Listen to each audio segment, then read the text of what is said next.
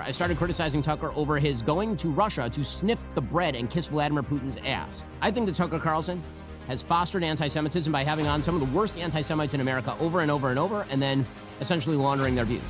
We have a right to say whatever we believe is true, period, and that very much includes criticism of a foreign country. It is now a crime in a lot of the West to criticize Israel. People were arrested yesterday in Australia for criticizing Israel outside, publicly, not attacking Jews, not attacking physically anybody, saying, I'm against the state of Israel. They're arrested for it. They're in jail tonight.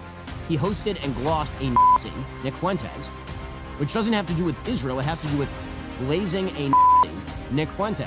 Ben Shapiro and people in the administration would like to make that the law here. This is the last holdout of free speech on planet Earth, the United States. The debate turns white-hot as Tucker Carlson shreds the pathetic smear tactics deployed by his critics. While Piers Morgan stays laser-focused on legitimate journalistic scrutiny regarding the Middle East, the opposition retreats into juvenile name-calling and desperate accusations of anti-Semitism. It is a masterclass in deflection versus substance. Watch closely as we expose how intellectual cowards try to silence dissent by weaponizing morality instead of engaging with the actual facts. I started originally criticizing Tucker Carlson for his economic programs back in 2018. And then in the more modern post-Fox iteration of Tucker, I started criticizing Tucker over his going to Russia to sniff the bread and kiss Vladimir Putin's ass. My generalized critique of Tucker in the last few months has been, one, he hosted and glossed a Nazi, Nick Fuentes, which doesn't have to do with Israel. It has to do with blazing a Nazi, Nick Fuentes. And then I did a speech at Heritage in which I went through the fact that Tucker Carlson is in no way, shape, or form a traditional conservative. That he's a conspiratorial near-anarchist at this point, seeking to tear down the fundamental ideas and institutions of the United States. Go watch the Heritage speech. I believe Israel is mentioned once in a 35-minute speech that is all about Tucker's general view of the world and how it does not represent traditional conservatism in any way.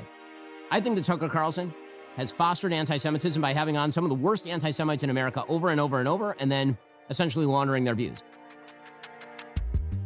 So it's the same attack line, essentially, about the anti-Semitism, which is if you or I or Megyn Kelly, whoever it may be, dares to platform anybody who is critical of Israel, let's be clear. I mean, in my case, I've always made it crystal clear, as you have in this interview, I have absolutely no problem with Israel, the state of Israel, with Israelis, with Jewish people, many Jewish friends. It's nothing to do with that. I reserve the right as a journalist to criticize any government, and I particularly reserve the right to criticize the Israeli government, given what it's been doing in the last few years, as any decent journalist should, not least because in Gaza, for example, the Israeli government continues to ban international journalists from operating there or even going on into Gaza to verify what they've been up to. That alone should be a warning sign to everybody that the Israeli government has probably been doing things in Gaza it doesn't want people to know. But I took the same view. You know, I oppose the Iraq war. We've talked about this before. But I led the media campaign in the UK against the Iraq war, even though my own brother ended up fighting in it. But I opposed it, and I think was vindicated by what happened afterwards, sadly. But I opposed it and took on Tony Blair, who was the then British Prime Minister, even though my newspaper was the Labour sympathetic newspaper, the Daily Mirror, to the Labour government. But I did it because I thought it was the right thing to do. It didn't mean that I hated British people or my country. In fact, quite the opposite. It meant that I wanted to help the British people and help my country from stumbling into a disaster. And I sense from you that your position about Iran is not driven by a hatred of Jews or Israelis or Israel. It is driven by a sense that you feel this is bad for America and Americans, and probably bad for Israelis and Jewish people as well. Tucker is dominating, landing heavy-hitting points about the hypocrisy of those claiming to be free speech champions while simultaneously demanding censorship. While his opponents hide behind a motive, groundless labels like to avoid answering hard questions, Tucker remains clinical, dissecting how these bad faith actors prioritize partisan agendas over American interests. It is painfully obvious who is peddling empty rhetoric and who is actually fighting for the integrity of public discourse. I care about the United States. Again, I was born here. My family's been here hundreds of years. I care about it. I don't expect I'll be able to save it, but I want to do whatever I can to make it better and to avoid obvious disasters like this one. I don't want to attack Ben Shapiro, other than to say, like, that guy went to Harvard, and so did Bill Ackman. Like, at some point, you need to reassess. No, I'm serious, though. These are two of the most famous, richest people in our world. They both went to Harvard.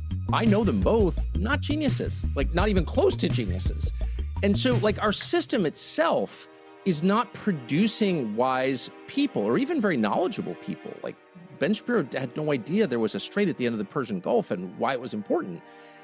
You need a system that produces superior people. The British Empire did a pretty good job of this. The United States before the Second World War did a pretty good job of this. We need to reassess our system. That's the first thing I would say. Second, you're right. This is absurd. I think I've actually even argued with you about Israel. I was taking a tougher position than you. You've been a defender of Israel. Yeah. That's why this is so crazy. He wants to talk about this in order to get, this is projection. You're all about clicks. No, actually, Ben Shapiro is all about the money and about the clicks. But here's the part that I think that we should be concerned about. It is now a crime in a lot of the West to criticize Israel. People were arrested yesterday in Australia for criticizing Israel outside, publicly, not attacking Jews, not attacking physically anybody, saying, I'm against the state of Israel. They're arrested for it. They're in jail tonight. That's also true in the UK, as you know. It's true in Canada. It's true throughout Europe. And Ben Shapiro and people in the administration would like to make that the law here. This is the last holdout of free speech on planet Earth, the United States. It's encoded in our Constitution. Also, I would say in the American DNA. We have a right to say whatever we believe is true, period. And that very much includes criticism of a foreign country. You'll never hear me saying from the river to the sea, because I'm not exactly sure what that means. However, if I want to say from the river to the sea, I certainly will. And I'll do that until I die, because that's my birthright. That's a right given to me by God, not the US government. And Ben Shapiro and a lot of these people are saying it out loud. We need to penalize anti-Semites with the law. What does that even mean? You can never, in the United States, prosecute or even persecute someone for his beliefs.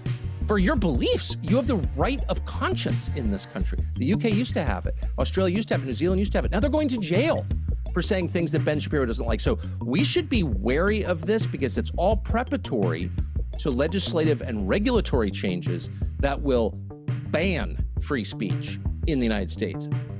They're saying it out loud. That's happening.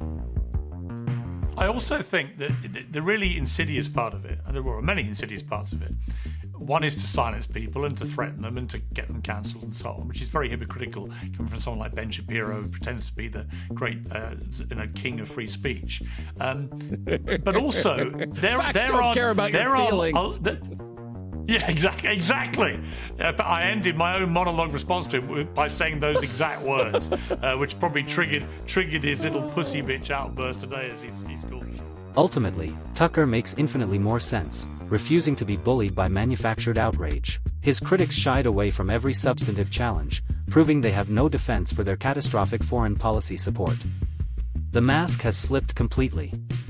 If you want to stay ahead of the narrative and cut through the establishment's lies, hit that like button, subscribe to the channel, and never miss our next deep dive into the truth.